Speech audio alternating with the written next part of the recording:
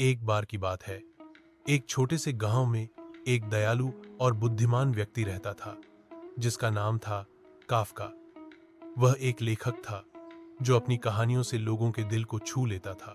Kafka को गांव के बच्चे बहुत पसंद करते थे क्योंकि वह हमेशा उनकी बातें ध्यान से सुनता और उन्हें मजेदार कहानियां सुनाता। एक दिन काफका पार्क में टहल रहा था। वहां उसने देखा कि एक छोटी सी लड़की आई सी जिसका नाम था माया उदास बैठी थी। माया की आंखों में आंसू थे और वह अपने हाथ में एक खाली पिंजरा पकड़े हुए थी। काफका उसके पास गया और नरम स्वर में पूछा, माया, तुम इतनी उदास क्यों हो? क्या हुआ? माया ने रोते हुए बताया, मेरी प्यारी चिड़िया जिसका नाम था चिंकी आज सुबह पिंजरे से उड़ गई। मैंने उसे बहुत ढूंढा पर वह कहीं नहीं मिली। अब मैं उसे कभी नहीं देख पाऊंगी। काफका ने माया की बात सुनी और उसका दुख समझा। उसने सोचा कि माया को खुश करने के लिए कुछ करना होगा। उसने माया से कहा, माया, रो मत। मैं तुम्हें एक राज की बात बताता हूं। तुम्हारी चिड़िया चिंकी उड़कर एक जादुई सैर पर गई है। वह दुनिया देखने निकली है और उसने मुझे तुम्हारे लिए एक खास संदेश भेजा है।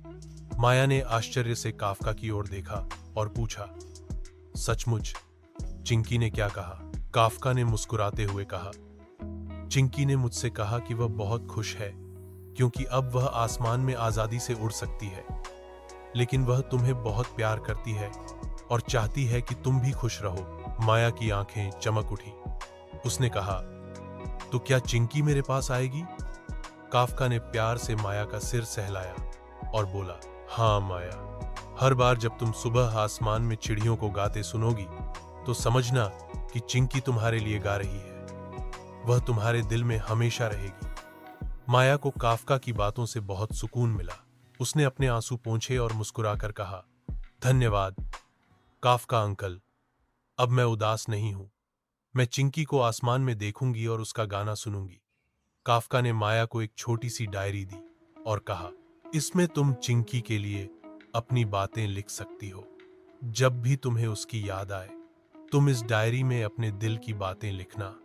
माया ने डायरी को गले से लगाया और खुशी खुशी घर चली गई। उस दिन से वह हर सुबह आसमान की ओर देखती और चिड़ियों के गाने सुनती।